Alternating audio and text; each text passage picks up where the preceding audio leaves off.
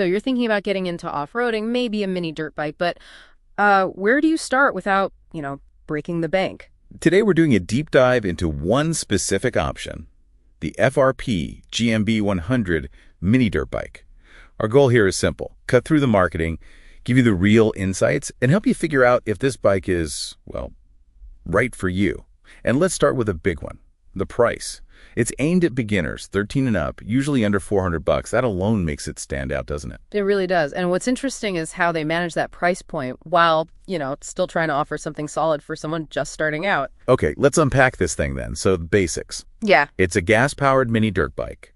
The heart of it is a 99cc 4-stroke OHV engine. Right. OHV just means overhead valve. It's a pretty proven, reliable engine design, which honestly is what you want in a first bike. And for someone totally new, what's the practical benefit of that engine choice, like day to day? Oh, absolutely. The biggest plus, no mixing gas and oil. That complex fuel mixing, gone. That's a huge relief for beginners, trust me. Okay. No messy ratios. Yeah. Exactly. And it's got an easy pull start. Assembly is another thing. It arrives, 85% pre-assembled? Yeah, that's what the specs say. So most people find they can get it ride ready in, say, 20 minutes to maybe an hour. Pretty straightforward. Sounds good, almost too easy. I bet there are some crucial steps before you hit that pull cord for the first time, right? What's the big heads up for new owners? You absolutely hit on a critical point there. The engine ships completely dry, bone dry. So you must add 10W40 oil before you even think about starting it. Okay, non-negotiable first step. Got it. Seriously, skip that and you're looking at immediate engine damage. Also because it's been shipped, bouncing around. Right. You really need to go over all the nuts and bolts that were pre-assembled and tighten them properly. Things can definitely work loose. Good advice. But on the plus side, I hear the frame itself is pretty solid. Yeah, the two-steel frame generally gets good marks. Owners seem to agree it's durable and pretty rigid for this class of bike. It feels substantial. Now, where you ride it matters too. This GMB100, it's really designed for flatter, non-paved areas. Think grassland, basic dirt trails, maybe gravel paths. So not for motocross tracks or super rocky trails. Definitely not. It's not built for big jumps or really technical rough terrain. Keep it simpler. We've talked strengths. Let's be real though. Where does it fall short? Especially thinking about comfort for a new rider. Okay, the main thing on the base model, the most common one, is the lack of suspension. No front, no rear. Ouch. So bumpy rides. Yeah, it can be pretty harsh if the ground isn't smooth. And the seat is, well, let's just say firm is the polite word. Lots of reports say it gets uncomfortable on longer rides. Is there an upgrade path for that? There is, actually. They offer a max package that does include front and rear suspension. That makes a big difference in ride quality. Okay. And what about rider size? Does it fit different people? It does reasonably well there. The handlebars are angle adjustable, which is a nice touch. Helps riders from about 5 foot up to maybe 6'2" find a decent riding position. All right, let's shift to something really crucial, safety. This seems to be where the GMB100 really makes its case compared to some others out there. Yeah. How does it stack up against, say, the Extreme Power US Pro Series 99cc? That's another common one. Yeah, and this is, I think, really important for potential buyers.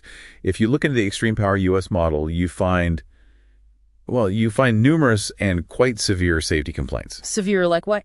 Like reports of catastrophic frame failure, fork failure, things breaking mid-ride leading to serious injuries. It's concerning. Wow. Okay, and the FRP GMB100? In contrast, the GMB100 has a demonstrably better safety record.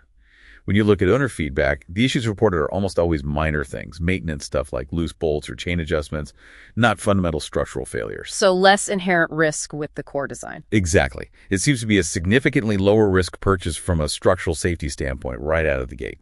That's a massive point in its favor. But even with a safer bike, safety gear is still essential, right? What's the absolute minimum you'd recommend? Oh, non-negotiable. Minimum.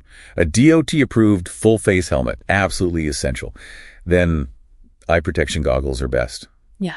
Gloves, and sturdy boots that cover your ankles. Right. And honestly, we strongly recommend proper protective clothing too, plus knee and elbow pads. Don't skimp on safety gear. It's just not worth it. Okay, so you've got the bike, you've got the gear. What's the ownership reality like? Is it just gas and go, or is there more to it? Definitely more to it. You have to remember, this isn't like buying a toaster. It's a mechanical vehicle. Even if it's small, it needs regular, simple maintenance. So not maintenance-free? Not at all. Think of it as just part of owning it. You'll need to regularly check and tighten bolts. Vibration makes things loosen up. You'll need to check the chain tension, do routine oil changes. Basic stuff, but it needs doing. Is it hard to do or find parts? The good news is FRP Moto seems to offer pretty decent support. They've got online manuals, video tutorials to walk you through things, and you can buy replacement parts directly from them. They seem invested in helping owners keep the bikes running. Which brings us to a key question for you, the listener. Are you actually prepared to do that basic mechanical upkeep? Because that commitment is, well, it's part of the deal. Yeah, absolutely. So wrapping up, the FRP GMB100 really does seem like a highly recommended choice for who it's aimed at. Beginners, families wanting a fun, reliable, and crucially safer way into off-roading. Provided you understand the limits, like the base model's lack of suspension, and you're ready for that maintenance commitment. Exactly. And our analysis reflects that it scores a pretty impressive 82 out of 100 overall and gets a 9 out of 10 for bang for buck. Good value. So the final thought to leave you with, beyond just the fun factor, owning even a mini dirt bike like this is about understanding the whole picture, the thrill, yes, but also the responsibility, the upkeep. Are you truly ready for that full ownership experience, or maybe just looking for a short-term toy, something to think about?